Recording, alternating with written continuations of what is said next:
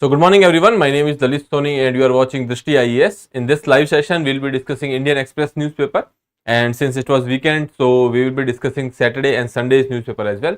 Though there was not many news to cover from that particular newspapers, but still we will go through it. There is 2-3 articles which we will discuss from the Saturday and Sunday as well. Okay, so let's start with the today's discussion. This is your front page of today's newspaper. Here is only one article we will be dealing with, that is count postal ballot first, opposition underlines the rules. Okay, so basically the India bloc, the opposition has gone to the election commission and they are saying that the first you have to count the postal ballot. That was the rule as per se, if we say, but in 2019 the guidelines has changed by the ECI, so we will talk about that. Then we will be discussing our account. This article is done. Then China lands on moon's far side. Okay, so when we are talking about moon's far side, first we will discuss what is moon's far side. Then we will discuss the name of the spacecraft, etc., which has been sent by China and what is the aim of that. Okay.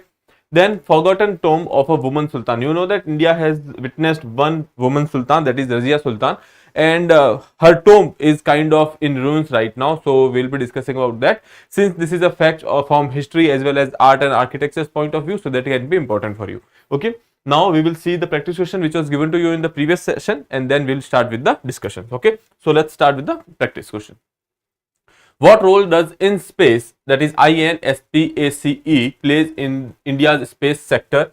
Designing rockets for ISRO's missions, regulating international satellite launches, promoting and supervising the private space sector, and operating communication satellites in orbit. Okay, so when we are talking about this in space, that is basically related to promoting and supervising the private space sector. Okay, because recently we are promoting the involvement of private sector in the space industry, so that ISRO can work on or the focus on other sectors, or you can say R&D in the further you can say developments in space. Okay, so that is option C is your right answer. Now let's start with the first article, that is saying that count postal ballot first, opposition underlines the rules. Okay, so here what we are saying, that there is this rule and there was this guideline that first you have to count for the postal ballot and then you can go for the EVMs. Okay, but is this time you can say in the Bihar assembly election that happens, that there was a small margin of the victory where that happens over there, and because of which there were assumptions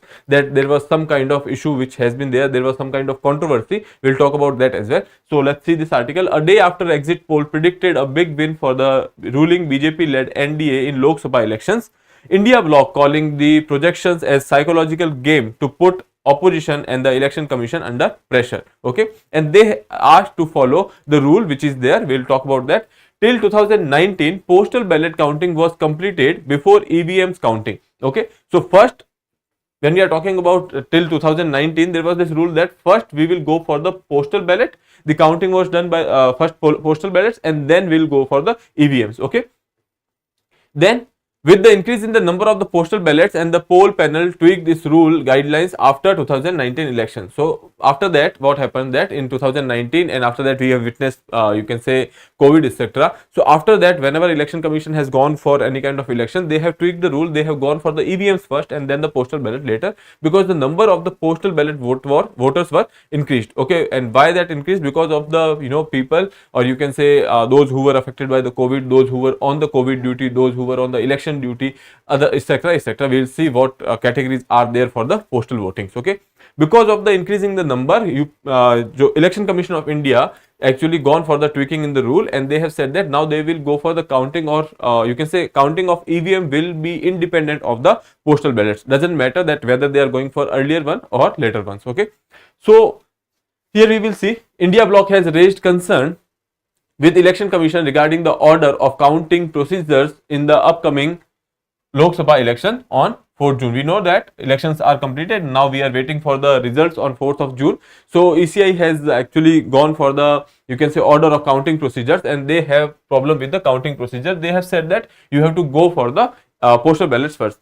They highlighted a significant change in the elections guidelines, Election Commission's guidelines in 2019, where postal ballot counting no longer had to be completed before EVM counting. They did not say that we will go for first EVM or second postal or something like that. They have said that it will be independent of that. Okay, where postal ballot counting no longer had to be completed before EVM counting. Now, previously the postal ballot counting took precedence starting 30 minutes before EVM, 30 minutes before EVM counting, and all the postal ballots had to be counted before the finalizing of the EVM counts. Okay, so they used to start first, and then there was EVM counting. Now, if we see, this change was motivated by a surge in the postal ballot. As I told you, the number of postal ballot voter has increased, particularly after the introduction of the electronically transmitted postal ballot system and the expanded eligibility criteria, including for services voters, senior citizens, and then for COVID-19 patients. Okay. The opposition party expressed apprehension, pointing to the Bihar elections where the winning margin was smaller. As I told you, the winning margin was smaller and then the number of the postal ballot. Okay, and they had this you can say, because of which there was this controversy that why this tweaking in the rule has taken place. Okay, so that is an example, but you don't need to remember this, but obviously that was there in the newspaper, so I mentioned it. They urged election commission to revert to the previous guidelines and prioritize the postal ballot counting, and as stipulated in the conduct of election rules 1961, where the returning officer is mandated to handle postal ballots first. Okay, so that was there. Now, this conduct of elections rule 1961, now this is the rule under which it was given that earlier that postal ballots counting would start first 30 minutes before that. Okay, so that is about this. Now, what is postal ballot? Just have a look at it. Postal ballots are serving as a voting option for service voters and absentee voters, all those people who are not able to be there, like if they are senior citizens, because of certain reasons they cannot go there, or the people who are in service, etc. So basically it is a voting option for service voters as well as absentee voters, such as above 80 years, individuals with benchmark disabilities, and those affected by COVID-19. Voters on the election duty, other than that, service voter, absentee voters, and voters on the election duty, and electorals under the preventive detention. All those people who are under the preventive detention, for them also we have this postal. So there are 4 categories. One is service voter, then second is absentee voters, third is election duty, and fourth is people under preventive detention. So these are the 4 categories which is allowed for the postal ballots. Okay, now what happens? Eligible individuals, after completing necessary forms, receives a postal ballot from the returning officer. Returning officer will give them the postal ballot through the mail, or in the case of election duty voters, at the facilitation centers. Okay, now after that you have to put your vote, and then it will be you can say sent back to the election commission. Okay, so for that there is a particular procedure which has to be followed, but we cannot go details of that. So just know that these are the 4 categories which are important for you when we are talking about the postal ballots. Now moving further, next article is basically related with your China space sector. Okay, so here you can see China lands on moon's far side in historical stamp retrieval bid. Okay, so basically they are saying that they will bring back samples. Okay, so they will be working on that. So this is one hurdle in that particular, you can say, arena, and China has actually landed on the far side of the moon. Okay, so before going into the article, I'll tell you what is far side and what is the near side of the moon. Here you can see in this particular article, there are, when we are talking about spherical object and you are looking it from one side, you will see it as a disk. Okay, so or you can say disk. Basically it will have 2 faces, one which will be in front of you and one will be on the back side of that. Okay, so when we are talking about moon and we are witnessing it from the earth, okay, so which surface is in front of us, that is basically the near side, and which is not in front of us, or you can say which is behind the surface which is visible to us, that is basically the far side. Okay, so here you can see this is our earth, and since we are witnessing from here, we can see this particular side. Okay, so this side is called near side. Okay, and this side which is darker because we cannot see over here, that is basically the far side. Okay, so that is the you can say surface which we cannot see from the earth. Here you can see this is the near side where all our, you can say, expeditions or all the spacecraft which has gone from you can say earth, they have actually found their places on the near side. You can see all these, Luna is there, Apollo 2 is there, and here you can say Chandrayaan 3 is also there on the south pole. Okay, we know that Chandrayaan 3 has made the soft landing on the south pole, so that is achievement for India. India is the only country which has performed that soft landing over here. Okay, so that is basically the near side. Okay, when we are talking about the far side, which is on the back side, okay, of the moon, here there is Chang E4, which was earlier sent, and now Chang E6 has been landed over there. So China's two spacecraft has landed on the far side. Okay, so that is the far side which is not visible to us. Okay, now coming back to the article. So here you can see China landed an uncrewed spacecraft on the far side of the moon on Sunday, overcoming a key hurdle in its landmark mission to retrieve the world's first rock and soil sample from the dark lunar hemisphere. Okay, so aim is to get samples from there, and this landing over there was a hurdle, and they have actually crossed it. Now alleviate the China's space power status in the global rush to the moon, where countries including the United States are hoping to exploit lunar minerals to sustain long-term astronaut missions and moon base within the next decade. Okay, so that is basically, you can say, there are countries which are actually trying to go to the moon. They want to sustain more time over there, and that is why the lunar minerals are important. Okay, so you can say that is that discovery, that they will go there and they will create some take out some sample and bring back to earth. That is basically a landmark. Okay, so let's see if they will be successful in getting these samples or not, but as of now they have landed on the you can say far side of the moon. Okay, now the spacecraft name is Chang E6. Now before that they have actually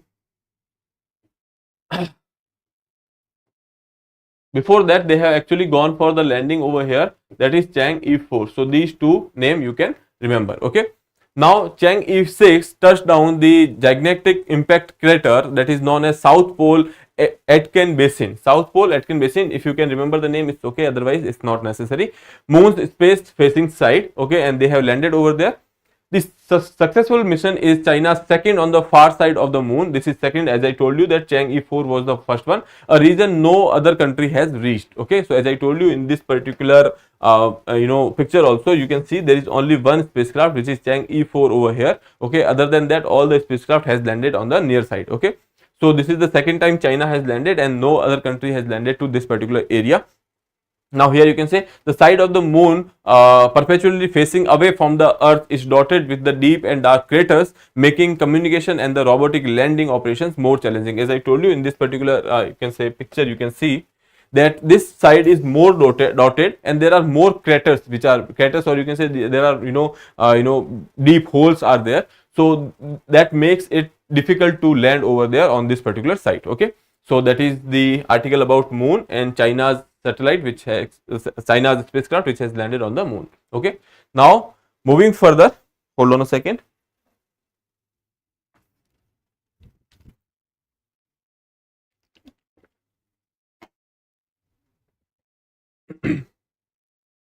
Okay, now next is James Webb Space Telescope. Okay, James Webb is important for you, so please go and read about it.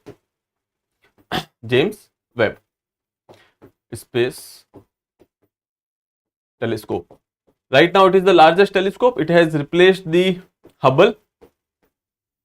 Okay, and it is placed by NASA. Okay, so please remember that. So James Webb Space Telescope spots earliest known galaxy. What news study says, we will talk about that. Okay, so basically this telescope has witnessed, or you can say they have come up with or they have discovered the earliest known galaxy. When we are talking about the you can say big million, after that the first galaxy as of now which is known to us will be this one. Okay, and name of this is JADES GS-Z140. Okay, so I'll write it down for you. JADES GS-Z140. Okay, so that is the name of this particular galaxy. Before that there was another one that is basically JADES GS-Z41. In place of 0, that was 1. Okay, so these are the two, you can say, earliest known galaxies which has been discovered by the James Webb. Okay, now coming to the article here, we will see why it is important for us and what do we know about this particular galaxy, what is the mass, how far it is. Okay, all these informations if you can recollect, then please you can say you can keep a note of that.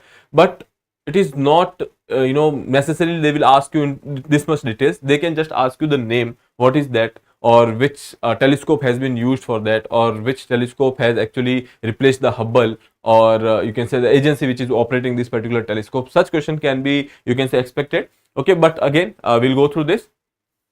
So NASA's James Webb Space Telescope has spotted earlier known galaxy, one that is surprisingly bright and big considering the, it is formed during the universe infancy. So basically they are saying that this particular galaxy which we have actually found, that is this one, GS Z140.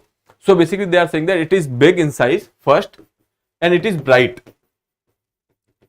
Now the problem is that, or you can say what makes it mysterious is that it is quite bright. Okay, so in the infancy of the universe, okay, and it takes you can say thousands of years for a galaxy to be such bright, because it needs to be various stars to make sure that there is a lot of light. Okay, but since we are saying it, and we are saying that when this galaxy has been formed during the infancy of the universe, how is that it was so bright and it was so big? Okay, so that is the question in front of scientists, but that is what makes it more and more interesting. Okay, so here you can see JWST, which by peering across the vast cosmic distances is looking way back in time, that is 290 million years after the Big Bang event has happened or initiated the universe, roughly 13.8 billion years ago.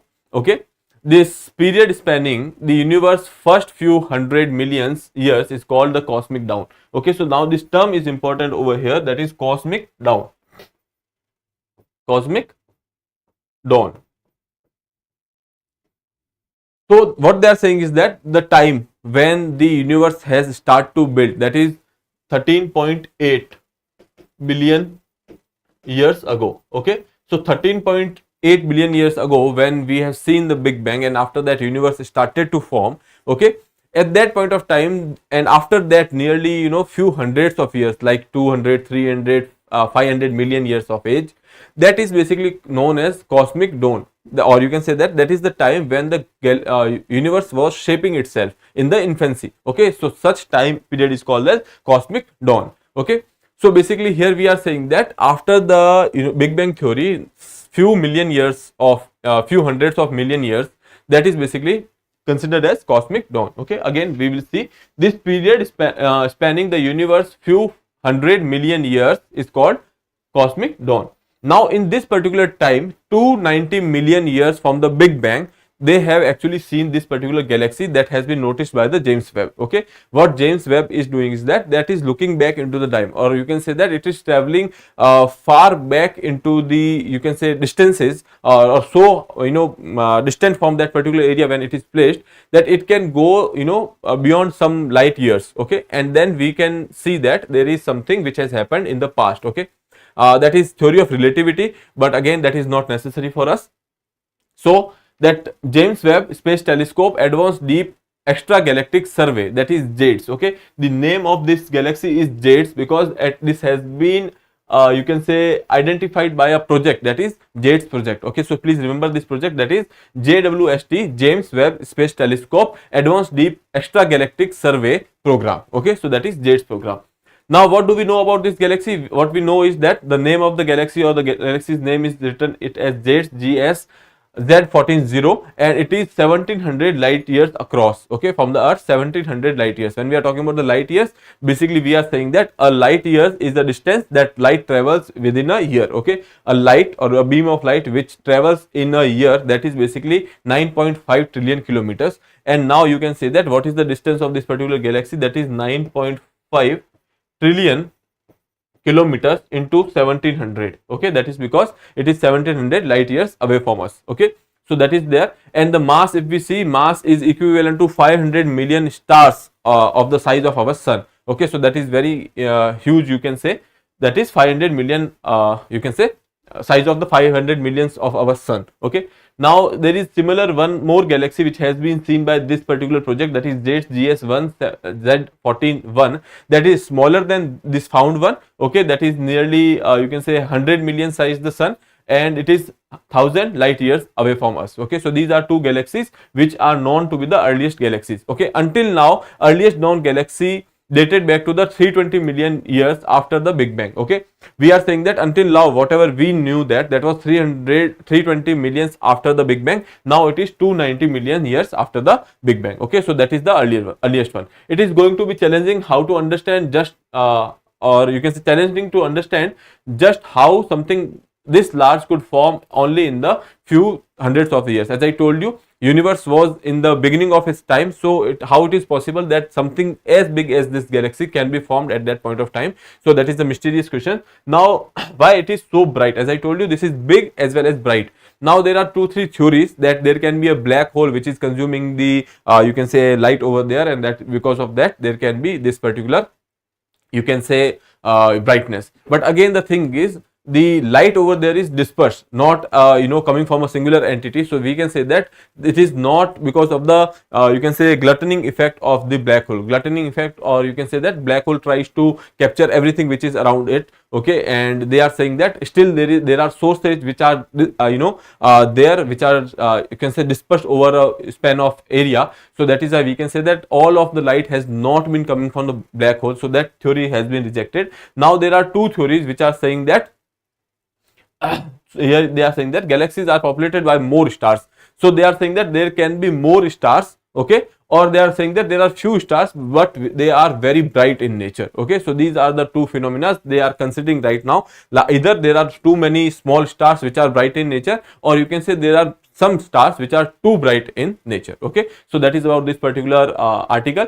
For your exam point of view, what you have to remember is that first the name of the galaxy, that is JADES GSZ140. Okay, so that is basically the known one, that is 290 million years from the Big Bang. Okay, second thing is who has discovered it, that is James Webb. Okay, so please remember the name of the telescope, that is James Webb. It has replaced the Hubble and it is operated by NASA. Then third thing over here is that this particular JADES program, that is James Webb Space Telescope Advanced Deep Extragalactic Survey, that is JADES. Okay, so that is all you can remember from this article, and that would suffice. Okay, now moving further.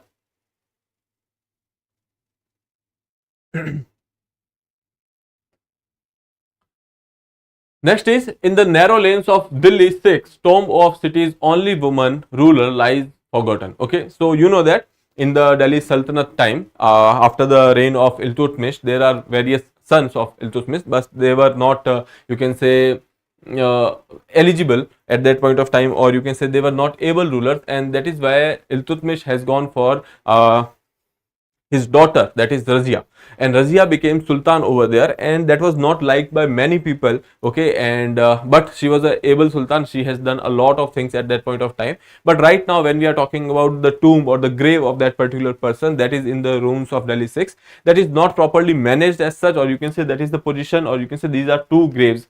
Okay, one is of Razia Sultan and second is of her sister. Okay, that is there, and it is built in the stone masonry. It is built by stone. And when we see that other tombs, like when we go to Safdarjung, when we go to, you can say, other tombs like Humayun, etc., all these tombs are made by, they are made in a magnificent manner. But when we are talking about this Razia Sultan's tomb, which is not even you can say properly guarded over here. Okay, but again it is under the protection of ASI. Okay, so let's talk about this particular tomb here. In the narrow lanes of the Bulbuli Khana near Turkman Gate in Old Delhi, walled by the buildings on the all side, is a tomb made of stone and covered with dust, hardly sees any visitors. So okay, generally when we are talking about any particular tomb, there are mostly, you will see that there are mosques nearby. Okay, similarly there was another mosque in the vicinity of this particular tomb. People come to pray over there on the Friday, and that is why this particular area is still protected, because some people are there to visit this particular place. Otherwise this actually we might have lost it. Okay, now this forgotten tomb is one of the first and the only ruler to sit over Delhi's throne, that is Razia Sultan.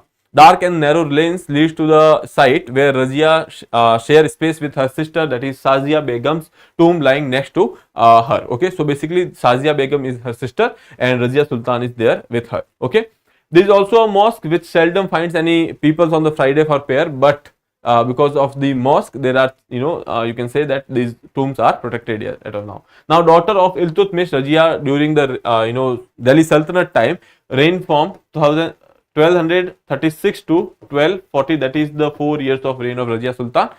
Now, she has refused to be addressed as Sultana. Okay.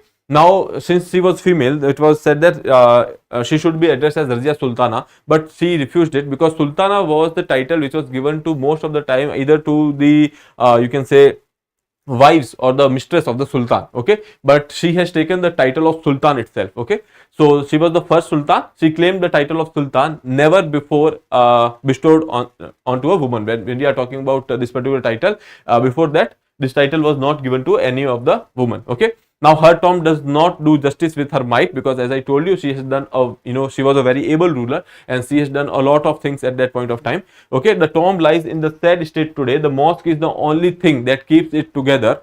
If people will stop praying there, it will turn into ruins. As I told you, it is a protected monument under the Archaeological Survey of India. So there are certain things which you can read, which can be done or don't. These are do's and don'ts when we are talking about a protected site.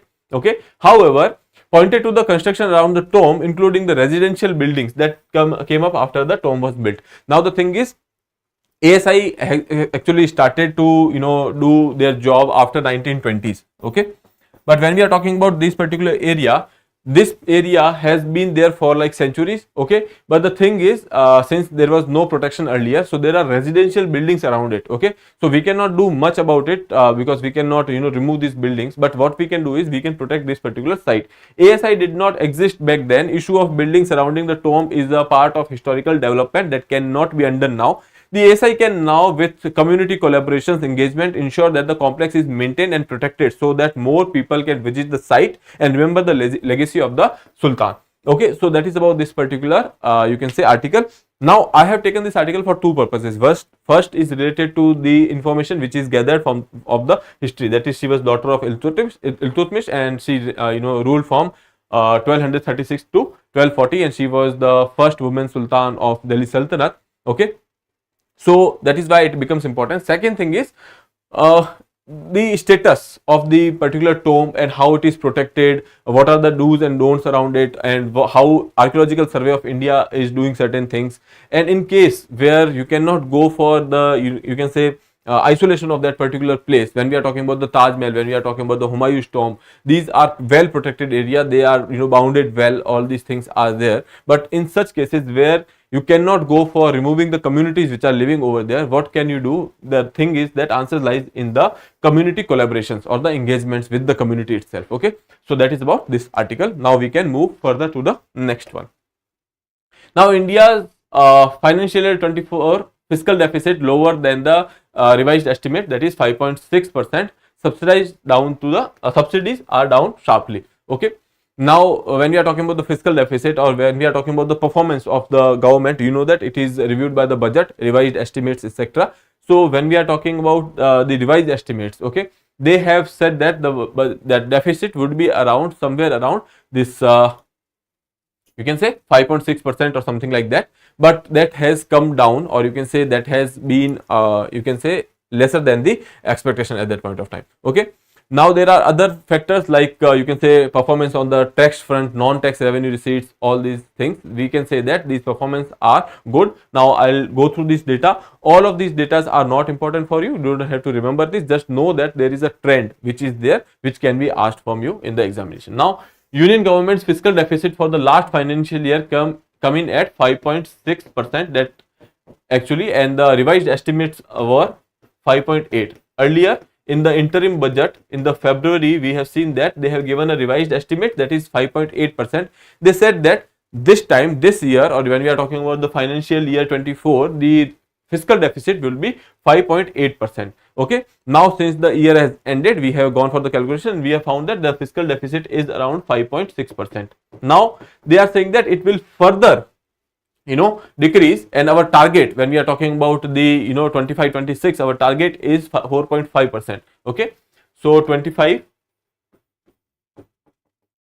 our target is 4.5%. That is quite aspirational. And when we are talking about the financial year 25, the next one, so that is basically 5.1%. We are saying that from 5.6 we will actually reduce it to 5.1%. Okay, and in the next year we will go for the 4.5%. Okay, now this is quite feasible because government has recently got a surplus from RBI. Okay, that is nearly 2 lakh crores.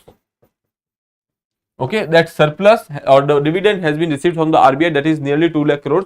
So that will give them advantage when we are talking about the target, which is 5.1 for the next fiscal year. So that is there. So let's come back to the article here. You can say, according to the data released by the Controller General of Accounts. Okay, now for the current years, that is fiscal year 25, we are saying that the target will be 5.1% of the GDP. Target for the next fiscal year, that is 25-26, that will be 4.5% of the GDP. Okay, and rupees 2.1 lakh crore dividend has been received from the you can say RBI, may give a headroom to bring down the fiscal deficit number. So that we have discussed, this article we have already discussed in our previous lectures. Okay, now the performance on the tax and the non-tax revenues front, when we are talking about the closing of the year. So here you can say capital expenditure, which has increased. So that is a positive thing. Okay, because whenever capital expenditure increases, that will give rise to the infrastructure, and ultimately that will be helpful in the GDP. Okay, now when we are talking about the subsidy bill, so this is important here because subsidy bill has reduced. Okay, and because of which we have actually had a good income this time. Okay, so major contraction was there in the food and the fertilizer subsidy. So that is the reason we can say that subsidies has reduced. Okay, then when we are talking about the tax revenues, okay, so here we have actually received a little bit higher tax revenues. Here you can see a little higher tax, higher than the revised estimation, but lower than the budget estimates. When we have seen in the budget, that is lower than the budget estimates, but it is higher than the revised estimates. Okay, so that is there. Second, when we are talking about the non-tax revenue, it saw a big jump this year. So that is also there. So tax revenues increased, non-tax revenues increased. When we are talking about the capital expenditure, that has also increased. When we are talking about the subsidy bills, that has reduced actually. Okay, so these are the things because of which we are saying that we will get a better idea of the fiscal deficit over here. Now here, when we are talking about the proceeds from the dividends and the profits, we are saying that we have actually got more than the estimates. The profit or the dividends from the PSUs, etc. Government invest in various sectors. Government has PSUs, and from that we receive profits and the dividends. Okay, so that is basically actually more than the revised estimates. Okay, now overall, if we see overall, the fiscal dynamics appeared favorable in fiscal year 2025. The next one, when we are the current one, when we are talking about, that is fiscal year 25. And when we see that recently we have talked about the S&P's ratings, and they have said that if the monetary and the fiscal conditions are fine, they can even go for the enhancement of the ratings as well. Okay, so that is about this article. You don't have to remember all this data, just remember the fiscal deficit data. Nothing from nothing other data is important for you, just fiscal deficit data. And most important is that right now we have a fiscal deficit of 5.6%. the next year's target is 5.1%, and that is next is 2025-26, that target is 4.5%. okay, so ultimately we are aspiring for 4.5% as of now. Okay, other than that, here you can say when we are talking about the growth data, or you can say infrastructure related data, here you can see key infrastructure sector growth up to 6.2% in April. Okay, so they are talking about that one particular data.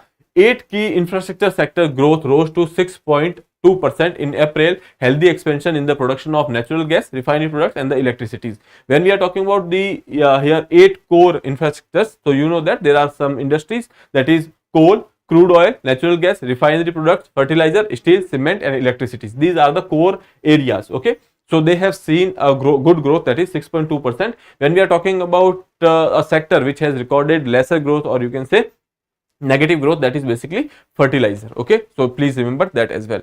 Now moving further to the next article, that is related to your international relations. China doesn't want countries to attend Switzerland peace summit. Okay, Zelensky has said that. He is the president of Ukraine. So you know that there is this Swiss peace process is to be started. Okay, and India is also invited in that particular process. We don't know what is the role India is going to play over there, but again, when we are talking about this particular article here, they are saying that there is a peace process which is to be start in June, and there are various countries which has been invited to actually you can say talk about, or you can say go for a peace process for the Russia Ukraine issue.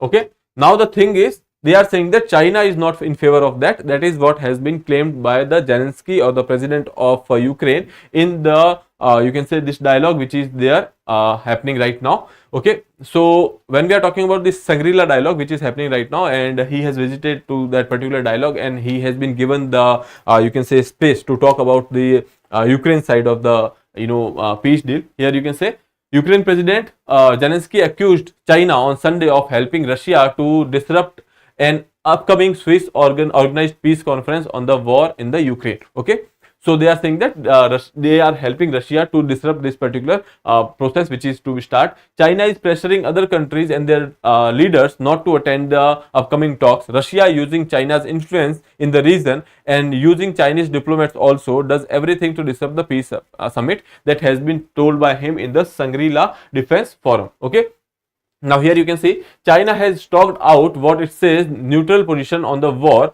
putting it at odds with the Ukraine, US and the most of the Europe. As a matter of fact, China has said that they will be neutral in the war, but again they are actually dealing with Russia. They are having a good amount of deal with Russia.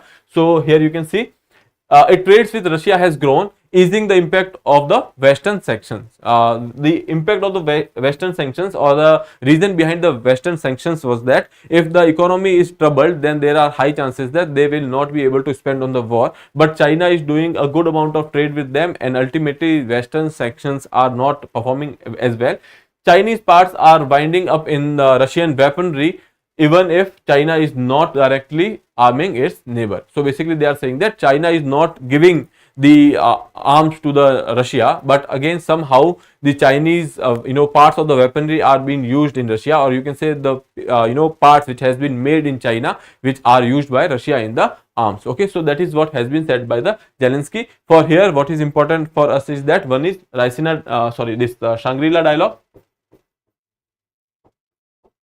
Okay, and second is Swiss peace process. We will keep a tab on that. Whatever will the outcome, we will talk about that. Okay, now second is related to your Qatar UAE discussed Biden's truce plan. Official says that Israel accept the framework. Now the thing is, I have taken this article, both the articles, they were the follow-up of the articles from Saturday and Sunday. There was this article which are there, and we have taken the follow-ups, and we have been talking about that. So you can say that it is in the continuation of the Saturday, Sunday, and on the Monday's news. Okay, now they are saying that there is a peace process, or you can say there is a peace deal which has been put forward by USA, and that is basically in different phases. There will be first phase wherein all the prisoners will be exchanged over there, and there will be a ceasefire, etc. So we don't have to remember all these phases and all these things, but the thing is here USA has come up with a deal. Okay, Hamas, they are open to it. They have given a positive response to that. Even Israel, okay, Israel has also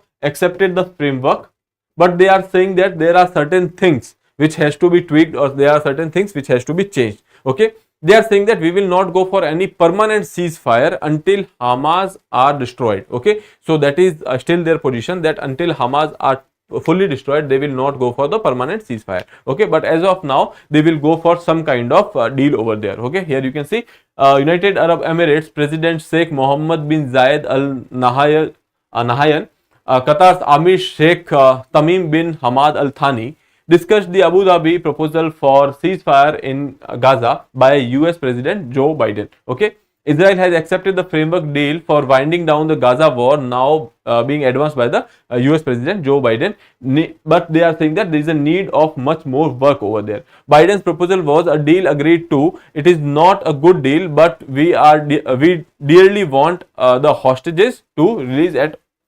Okay, so basically they are saying that Israel is saying that this deal is not a good deal for us, but again we want our hostages to be released. Okay, so that is there are much more work to be needed to be done on the proposal.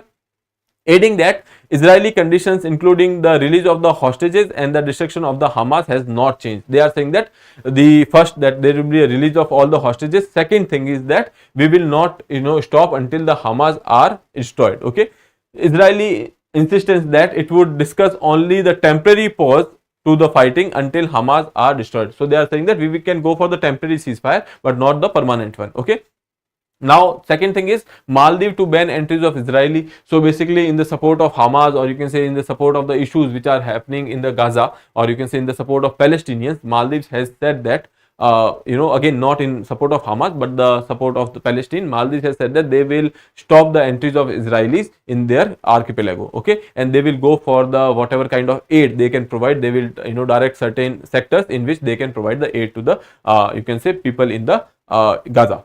Okay. Now, Egypt demands Israel withdraw from the Rafah crossing for the aid to flow. Okay, as I told you, the last whatever strike was done, that was done in the southern part of Gaza Strip, that is Rafah crossing. Okay, so Rafah crossing is a prominent crossing from where Egypt can send the aid, or you can say international community can send this aid from the Rafah crossing. But since this Rafah crossing is, you can say right now closed by Israel, so Egypt is saying that you should open this so that humanitarian aid can be given. Right now, what they are using is that there is another crossing which is there, which they are using, that is Kerem Shalom.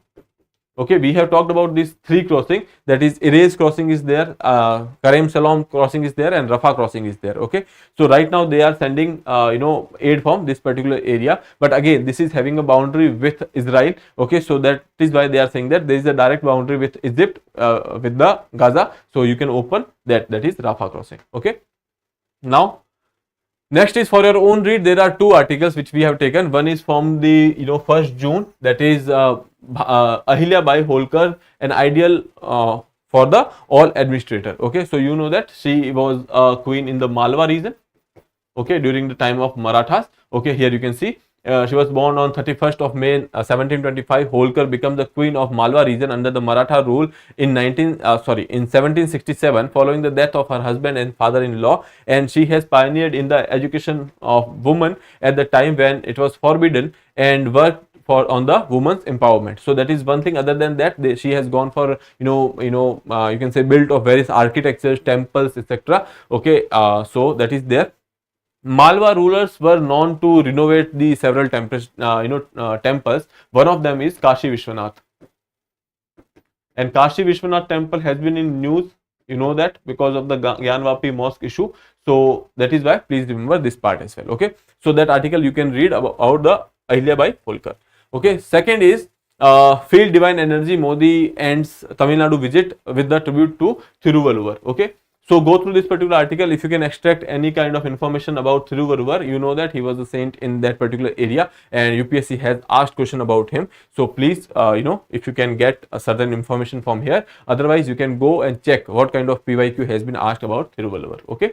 So that is about today's discussion. Now last part, that is basically your practice question. Which agency is primarily responsible for the development and the launch of James Webb Space Telescope? European Space Agency, that is ESA, Indian Space Research Organization, that is ISRO, National Aeronautics and Space Administration, that is NASA, and Russian Federal Space Agency, that is Roscosmos. Okay, so basically these are your options. So we have already discussed that. You can attempt this question and answer in the comment box. With that, we will wrap up this session. Okay, so that's all. Have a nice day. Thank you.